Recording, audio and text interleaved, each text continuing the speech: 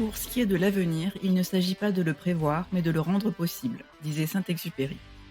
Avec Connecting Leaders, je pars à la rencontre de leaders qui ont impacté le monde positivement à leur façon, grâce à leur audace ou par le business, l'entreprise qu'ils ont créée. Que ce soit le monde du travail, les défis de notre société, le monde de demain pour nos enfants, comment accélérer ce changement. Bonjour, je suis Simonie Devec. Mon expérience en tant que business partner finance et RH, aux côtés de dirigeants, de leaders, en environnement tech, start-up, multiculturel, mais aussi mon engagement au sein du board de l'ONG internationale Passerelle Numérique, et enfin ma passion pour les sujets autour de l'impact, de l'entrepreneuriat, du leadership et de l'éducation, m'ont permis de voir à quel point le leadership, c'est avant tout de l'action, de l'ambition, mais surtout des relations, des connexions humaines, socle de tout. Mon objectif est de partager le parcours passionnant de mes invités, leur état d'esprit, les racines de leur engagement qui les portent, mais aussi de leur envie de transmettre, d'entrepreneuriat, de challenge et de succès, le tout afin d'apporter un regard éclairé sur notre société et permettre à d'autres aussi de passer à l'action. Belle écoute! Je suis ravie de recevoir aujourd'hui Céline Schilliger. Céline a un parcours international, un début de carrière en Asie, Vietnam, Chine, puis une expatriation à Boston aux US. En famille, 20 ans plus tard, au sein de la multinationale dans laquelle elle travaille, Sanofi. Céline a évolué sur plusieurs hauts postes business, opérations commerciales, innovation, RH, au sein de Sanofi. C'est aussi là que naît une communauté en interne dont elle sera à l'origine, un mouvement œuvrant pour plus de mixité en entreprise. Cela part d'un mail qu'elle envoie au PDG, qui provoque un mouvement auquel elle sera rejointe par des milliers de collègues à travers le monde qui souhaitent contribuer et s'engager pour cette transformation. Céline le raconte d'ailleurs très bien dans son premier TED Talk, car il y en a eu plusieurs, et évoque l'empowerment à juste titre, et le définit comme à la fois donner de l'autonomie et la montée en puissance, rendre les gens acteurs de leur destin professionnel. La naissance de cette communauté en est sûrement une parfaite illustration.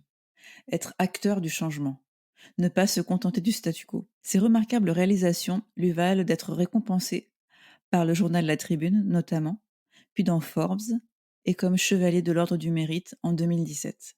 Aujourd'hui, Céline est CEO de We Need Social et accompagne des organisations sur des sujets de leadership d'engagement. Passionnée de ce sujet et toujours dans cet esprit de partage et de transmission, Céline vient de publier son livre Dare to Unlead, qui est déjà disponible en précommande.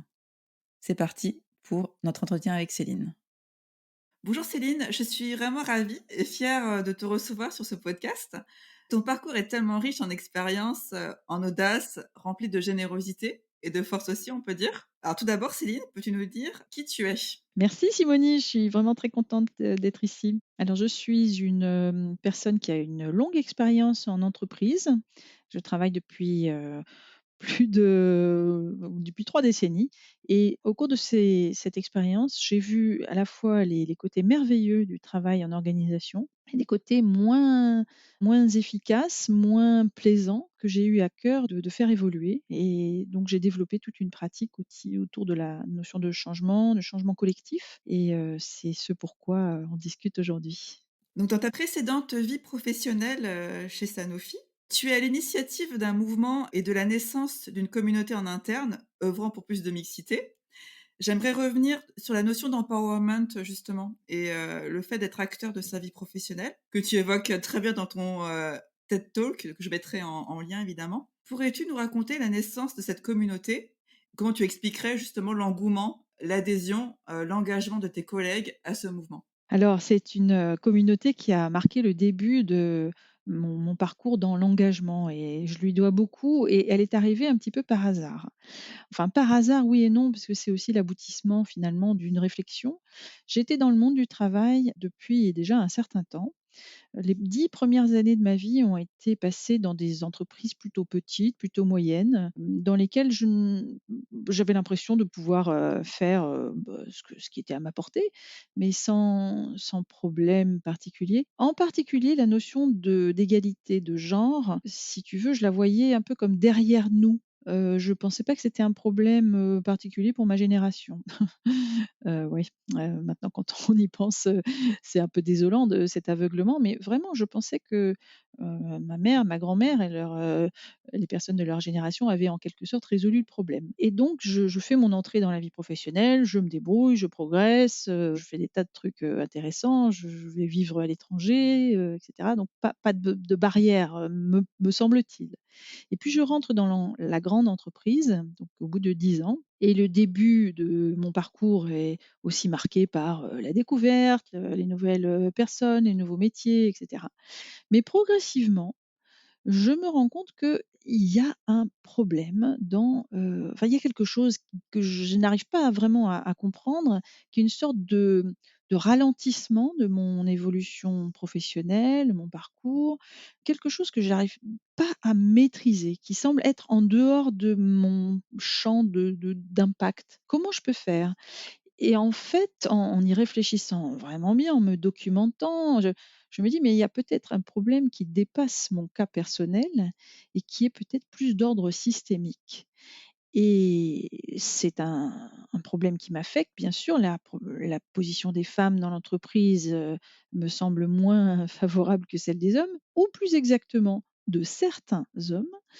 Je réalise qu'il y a une sorte de norme, pas exprimée comme ça, mais une sorte de norme de conformité culturelle qui, pèse un peu partout, en fait, dans l'organisation et qui modèle nos comportements, qui modèle le type de gens qui arrivent à progresser dans l'organisation particulièrement et que tout ça réduit finalement le niveau enfin pas le niveau, mais la diversité des perspectives présentes au niveau de la prise de décision. Pour le dire plus clairement, c'est un peu les gens qui sont tous pareils, qui arrivent à passer à travers les mailles, ou à travers les trous de la passoire pour, aller de plus en plus haut dans les organisations et on se retrouve avec des petits groupes totalement uniformes, totalement homogènes, de gens qui ont le même parcours, les mêmes, expériences, les mêmes perspectives finalement et qui sont certes très intéressants et c'est des gens, très bien, mais qui ne reflètent plus finalement qu'une toute petite partie, de la population qu'on est censé servir,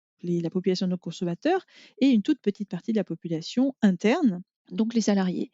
Et il me semble, au cours de mon parcours en opération commerciale, hein, j'étais surtout dans le domaine du business, il me semble à ce moment-là que la capacité de se connecter avec le monde qu'on cherche à servir est de plus en plus importante. Et donc, si on n'a pas cette capacité, comment dire, de perspective émotionnelle, de parcours de vie, et cetera. Si on n'a pas la diversité, présente, au niveau de la décision, eh bien on va, malheureusement, perdre contact et ne pas pouvoir, proposer des produits, des services, adéquats. D'accord? Et d'où mon désir de contribuer à une entreprise plus diverse, plus ouverte, plus représentative en fait de la diversité du monde contemporain.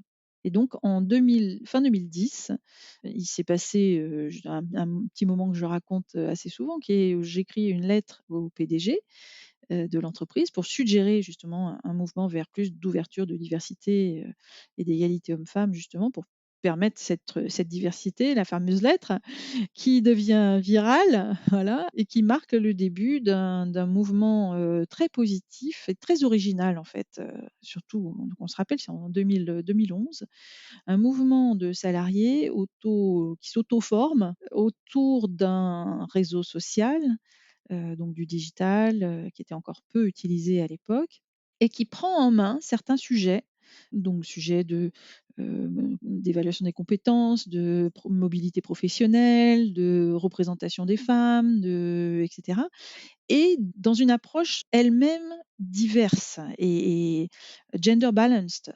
C'est-à-dire qu'on a réalisé très, très vite qu'il ne fallait pas qu'on reproduise nous-mêmes les travers du système. C'est-à-dire qu'on devait nous-mêmes être aussi diverses et divers que ce qu'on essayait de faire, au système. Donc c'est devenu un mouvement, d'hommes et de femmes qui a grandi, très vite, qui a fini par rassembler, plusieurs milliers de personnes, sur près de 50 pays qui s'est étendue, qui a ensuite donné, naissance à une association, loi 1901, qui est, devenue, de plus en plus importante dans le paysage, français. Et moi, dans, cette approche, de l'empowerment pas l'empowerment qu'on nous donne, mais l'empowerment qu'on se donne à soi-même, d'accord? Ça m'a vraiment, bouleversée parce que j'ai réalisé qu'on pouvait travailler différemment, on pouvait produire de la valeur, de façon différente. Est-ce que tu peux nous parler, justement de l'empowerment, comme tu viens de dire, comment tu le Oui. définis, On parle parfois de l'empowerment, me semble-t-il, d'une façon qui maintient, le vieux système en place, le système hiérarchique, cascadant, du haut vers le bas ou donc je vais empowerer, le mot n'existe pas vraiment en français, je vais rendre mes collaborateurs plus responsables, par exemple, d'accord? Je vais donc leur donner plus de responsabilités. Mais ça s'apparente souvent à de la délégation et cette notion d'empowerment, elle me semble, assez bancale, parce que les gens n'ont pas forcément envie qu'on leur donne plus de délégation, qu'on leur donne plus de responsabilités. D'autant plus que dans une culture où le risque, enfin le risque est vu comme le danger, principal, dans les cultures où, les cultures de la peur, les cultures du blâme, les cultures où il faut surtout pas se tromper, les cultures très politiques et cetera, bah, les gens ils ont surtout pas envie d'être, empowerés puisque, empowerer ça veut dire, risquer sa tête et on préfère rester, plutôt caché, hein. Donc les organisations sont quand même des forces, très, très, très puissante de conformité, de, compliance, pas de médiocrité dans le sens, péjoratif du terme, mais de médiocrité dans le sens où si on reste dans la moyenne, on est à peu près sûr de ne pas se tromper. D'accord? Donc c'est des forces comme ça qui, finalement, empêchent l'organisation d'évoluer, d'innover et cetera. Alors certes, ça garde tout le monde ensemble, ça garde un certain alignement, mais ça marche pas, pour préparer l'avenir, de l'entreprise. Donc c'est pour ça qu'à la place de la notion d'empowerment ou d'encapacitation, enfin c'est une très, très belle notion, mais je préfère parler d'enablement. Enablement en anglais, c'est, rendre possible. Donc en fait, à mon avis, le travail du leadership, c'est de créer de la capacité collective. C'est pas d'empowerer, ou de déléguer à telle ou telle personne pour la rendre plus responsable. De nouveau, la responsabilité, c'est le risque et c'est pas ça qu'on cherche. On cherche pas à rendre les gens, à les mettre plus à risque, hein. On ne veut pas contribuer à plus de burn-out, plus de stress, il y en a déjà, bien assez. Mais par contre, créer de la capacité collective, ça, c'est une autre paire de manches et c'est un travail de leadership, à mon avis, passionnant et bien plus porteur de promesses et d'espoir que ce qu'on fait aujourd'hui. et donc tu accompagnes aujourd'hui des organisations sur des sujets de leadership, d'engagement. Comment définirais-tu leadership d'engagement? J'ai un peu réfléchi à cette, notion depuis plusieurs années déjà. Je pense que les organisations, pour, réussir aujourd'hui, elles doivent engager leurs, salariés, leurs clients, leurs fournisseurs, tout leur écosystème. Engager dans le sens mobiliser activement, mettre en action. Pas dans le sens où parfois on perçoit l'engagement un peu comme la satisfaction, hein, employee engagement, ah c'est les employés qui sont contents. Non, à mon avis, c'est pas ça. L'engagement, c'est, je m'engage pour quelque chose, d'accord? Et donc comment est-ce qu'on fait pour engager, pour mobiliser tout un écosystème? À mon avis, ça passe par une autre approche du leadership. À la place d'un leadership, descendant, un leadership d'expertise, un leadership dans lequel des gens qui savent poussent des messages vers d'autres gens qui sont censés moins savoir. À mon avis, ça, c'est complètement obsolète. On doit passer dans une forme de leadership qui permet à un écosystème de se sentir, parce qu'ils le veulent, pas parce qu'on leur demande, mais parce qu'ils le veulent, tout un écosystème de se sentir mobilisé et d'avoir envie de prendre action ensemble au service d'une cause partagée, d'une idée, d'une envie d'impact partagée qui sert les intérêts de l'entreprise. Donc je me suis beaucoup inspirée des dynamiques, des mouvements sociaux en particulier. Comment est-ce qu'un mouvement social, un mouvement, qui est souvent un mouvement de protestation, mais comment est-ce qu'un mouvement social qui arrive à agréger comme ça beaucoup de personnes, à créer beaucoup d'énergie, comment est-ce qu'on peut s'inspirer de ces dynamiques? Comment est-ce qu'on peut les étudier et appliquer certains de ces éléments, des approches, des outils et cetera? Comment est-ce qu'on peut les appliquer à l'entreprise, au service de la performance? d'accord? Donc c'est une approche, voilà, un petit peu, originale, mais Donc tu en parles, dans ton livre, hein, c'est ça?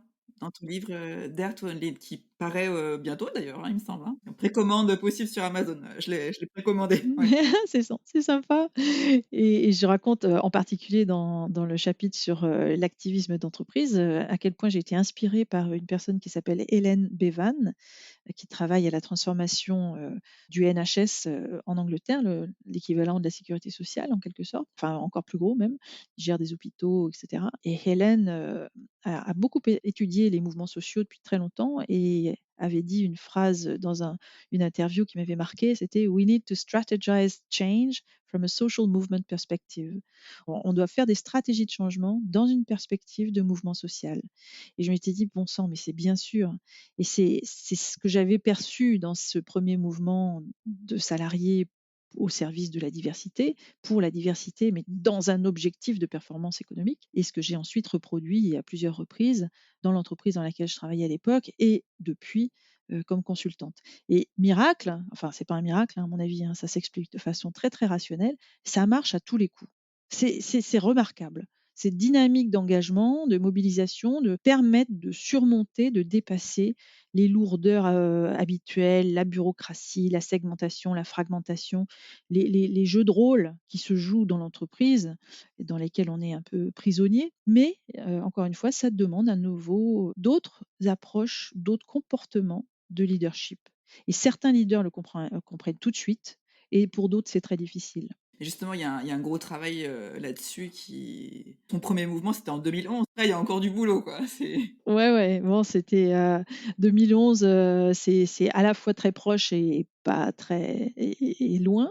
Il y a du boulot encore pour, je pense, quelques centaines d'années, à voir à quel point, on reproduit le système sans s'en apercevoir. C'est-à-dire qu'il y a des jeunes générations qui arrivent sur le monde du travail dans le monde du travail chaque année et qui sont, quasiment instantanément, malgré tout leur désir de changer les choses, qui sont quasiment instantanément, mis au pas par des cultures d'entreprise. Des choses qui se font, des choses qui se font pas et cetera et donc par exemple, demander la permission à son chef, pour tout et n'importe quoi, c'est une habitude, qui paraît tellement normale que c'est même choquant de penser qu'on puisse ne pas le faire. D'accord? Même pour des jeunes. C'est une des façons par lesquelles on reproduit des systèmes. De toute façon, alors un de mes mentors, Myron Rogers, dont je parle souvent, m'avait expliqué c'est un des experts des systèmes vivants, les organisations en tant que système vivant. Il m'avait expliqué que la culture d'une entreprise, elle est formée par de multiples conversations à travers le temps.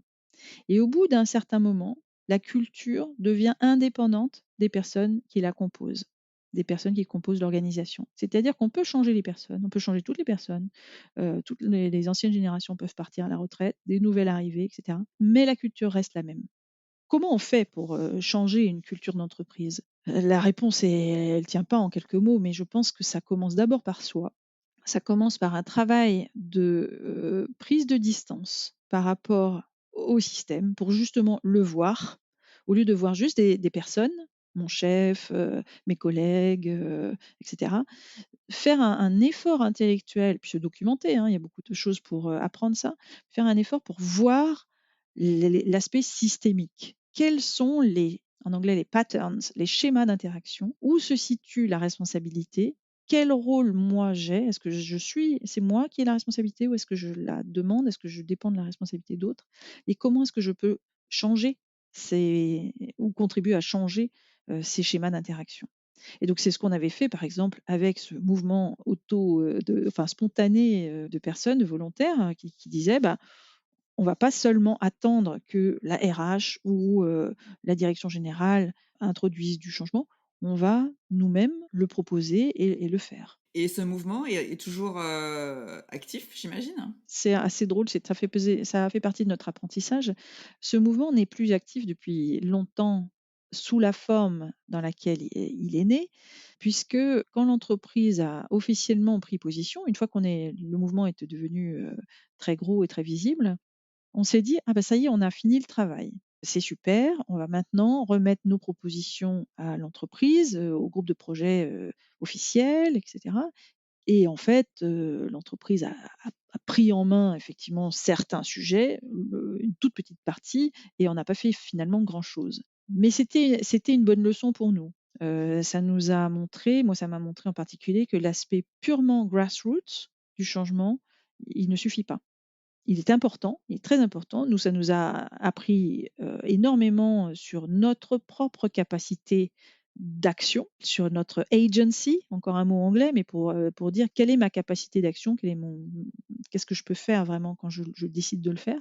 Mais, au niveau systémique, je pense qu'il faut vraiment une alliance entre ce qui vient du bas et ce qui vient du haut. Idéalement, sous forme de réseau. C'est pour ça que les réseaux sont devenus pour moi une priorité. Donc la notion de réseau à la fois comme technologie et comme principe opératoire. Ton livre Dare to, Unlead, est-ce que c'est un clin d'œil, au livre, de Brené Brown, c'est ça? Dare to Lead? Oui, c'est ça, c'est un clin d'œil, très respectueux parce que Brené Brown a fait un travail, phénoménal sur la notion de vulnérabilité, de honte, de pouvoir, et cetera, dans l'entreprise. Donc je recommande vraiment à tout le monde de s'intéresser à Brené Brown, de voir son TED, et tout ça. Donc c'était un clin d'œil, pour aussi dire que ce focus qu'on fait sur le leadership, cette forme de fétichisation du leadership, elle nous dessert, et qu'à un moment, il faut apprendre à être moins leader, à moins vénérer les leaders aussi, parce que je veux dire, c'est un peu facile de rechercher le leader. Comme ça, on peut aussi, le blâmer ou la blâmer quand les choses vont pas bien, et on n'a rien à se reprocher, nous. «Ah, c'est la faute du leader», d'accord? Et je pense que ça nous dessert complètement, ça nous dessert en tant que société et en tant qu'organisation.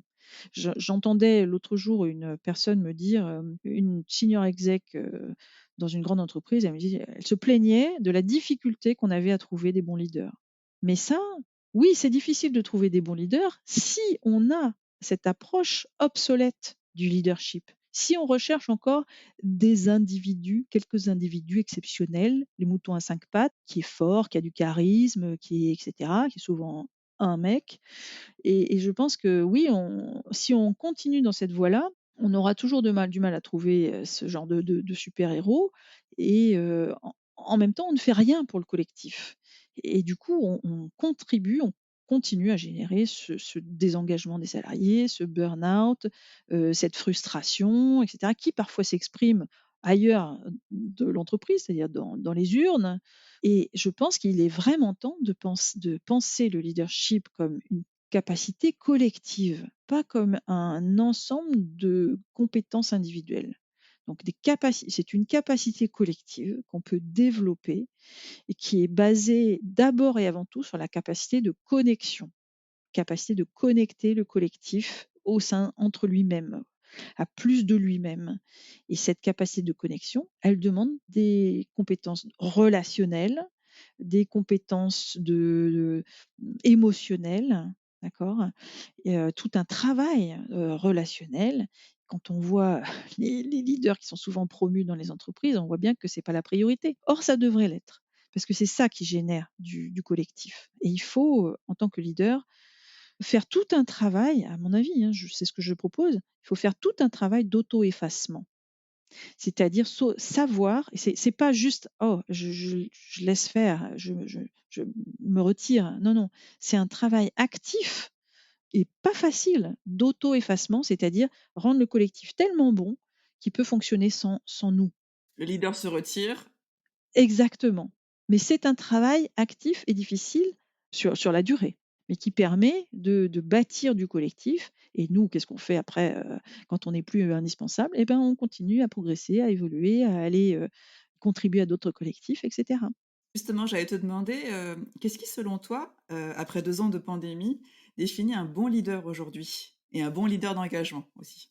Pour moi, un bon leader, c'est une personne qui a réussi à créer cet engagement collectif, et c'est important, pas autour de lui ou autour d'elle, hein, mais avec lui ou avec elle.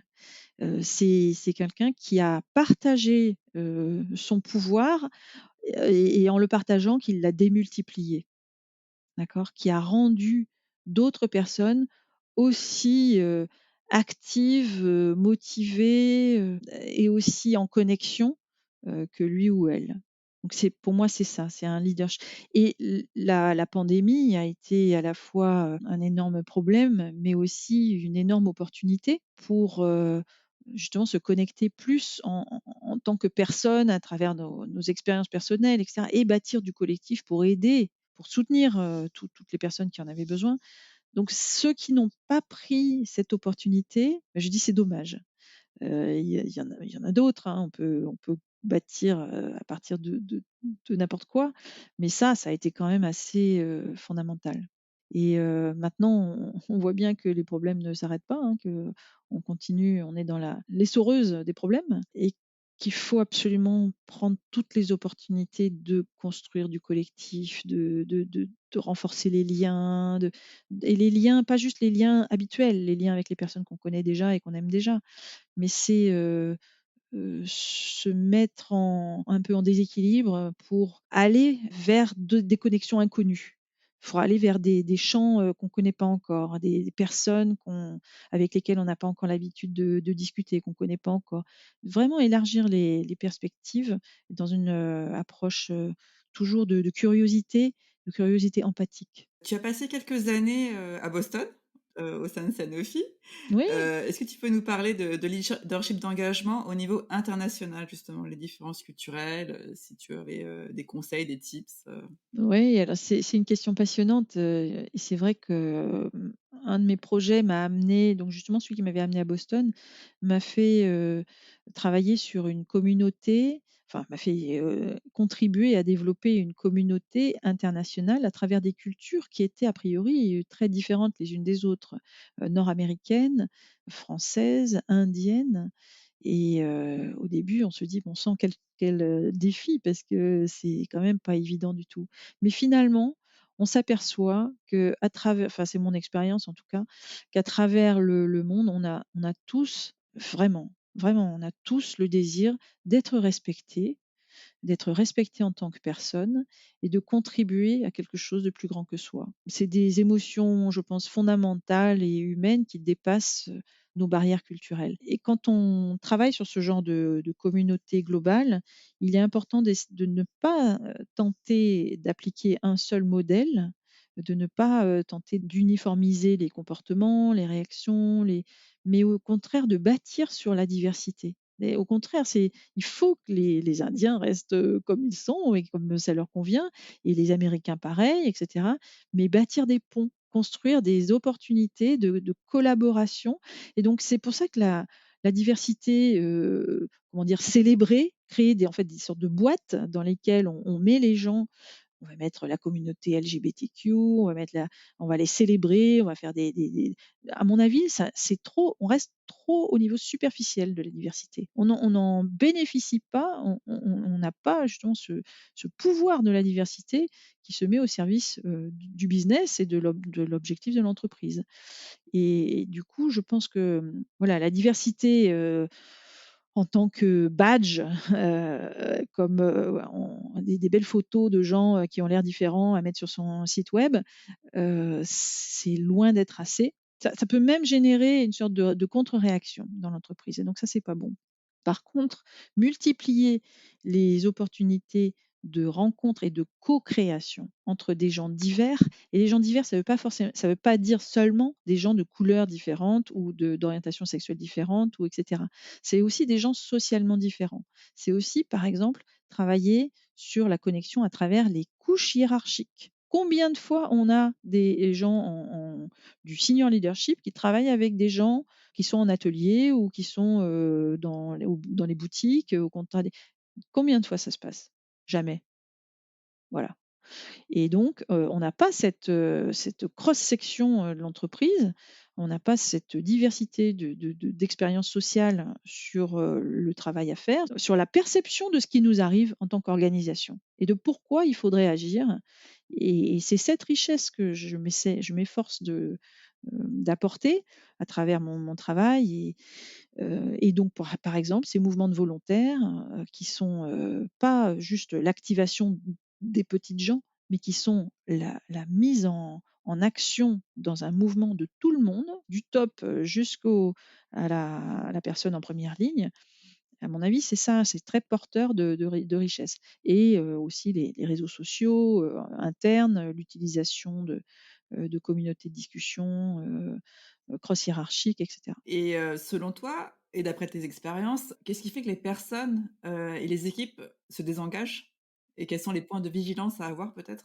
Je pense qu'elles se désengagent, quand elles ne sont pas entendues, quand elles ont le sentiment de ne pas compter. D'ailleurs, il y a des recherches, hein, c'est très, c'est scientifiquement, prouvé, il y a des tas d'études dans le domaine. Quand on a l'impression de ne pas compter et c'est vrai qu'avec tout le travail que font les entreprises sur la processisation, la mise en process des opérations, par exemple, la robotisation des personnes, on enlève, un des motifs, enfin un des éléments principaux de je pense, de ce qui nous motive, c'est de compter, d'être là pour quelque chose, que ce soit, moi et pas un autre ou une autre qui fasse ce travail, c'est important. Et pourquoi c'est imp et comment c'est valorisé, comment c'est vu, comment c'est reconnu? Et c'est reconnu en m'écoutant, en me faisant, participer, en tu vois? Je parlais, lors de cette grande initiative, de ce mouvement pour l'amélioration de la qualité. C'est une anecdote aussi qui m'avait marquée. Une personne, Sarah, s'était effondrée en pleurs, lors de notre première réunion du groupe de volontaires et on lui a demandé si ça n'allait pas, enfin quelle était la raison de sa tristesse et elle nous avait dit: «Mais non, je suis pas triste, je suis tellement heureuse. Ça fait 25 ans que je travaille dans cette entreprise et on m'a jamais demandé mon avis».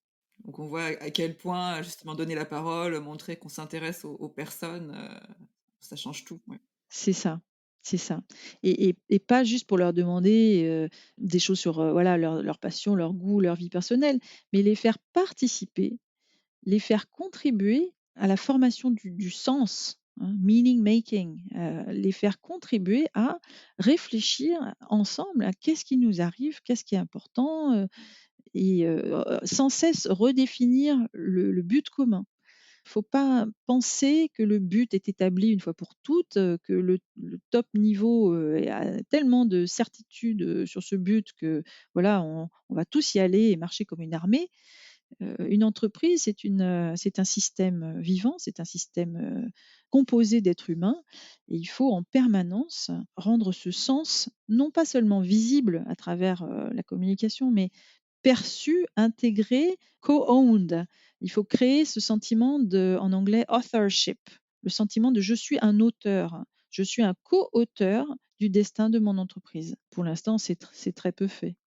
Et donc, pour finir, une question un peu plus personnelle. Qu'est-ce qui te fait lever le matin, Céline? Qu'est-ce qui te drive? C'est une très bonne question Simone. Qu'est-ce qui me drive? L'envie, alors je suis passionnée, mais vraiment passionnée par ce sujet. Ce sujet de l'impact humain, les organisations, comment est-ce qu'on peut, contribuer à une société, meilleure en permettant à chacun de trouver, plus de satisfaction dans ce qui nous occupe 8 heures par jour, hein, c'est notre travail. Pour moi, c'est la façon que j'ai trouvé de contribuer à un monde meilleur donc j'ai envie de continuer, de promouvoir, la collaboration, la co-création et cetera et donc quand j'ai des petits signes d'impact, ça me nourrit tellement que je continue, je continue. Même si parfois, certains matins sont plus difficiles que d'autres, les nouvelles sont tragiques, en ce moment et on se demande à quoi tout ça peut bien servir et néanmoins, je pense qu'on n'a pas le choix. Il faut plus d'humanité, dans notre travail, pas moins et c'est pas, voilà, avec, les outils, les techniques, le digital, l'intelligence artificielle, c'est pas comme ça qu'on va aller vers une société qui marche pour tout le monde. C'est important, la technologie, c'est hyper important, c'est clé, mais pas au détriment de l'humanité, de notre humanité commune.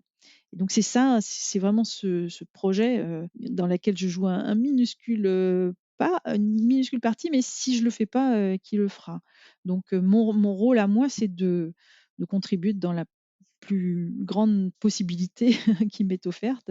Donc voilà, donc merci pour, voilà ce podcast qui contribue à partager ses idées et donc j'ai ce livre qui sort et je continue. Je continuerai autant que possible. Alors un grand merci Céline, j'ai hâte de lire, ton livre, hein. On peut te suivre sur les réseaux sociaux, sur, Twitter, LinkedIn? Si Oui, jamais, on souhaite te contacter, oui, absolument. J'ai un Instagram aussi qui est dédié au livre, qui s'appelle, dare_to_un_lead, dare to unlead. Voilà. Merci Céline, à bientôt. Au revoir. Merci Simone, à bientôt.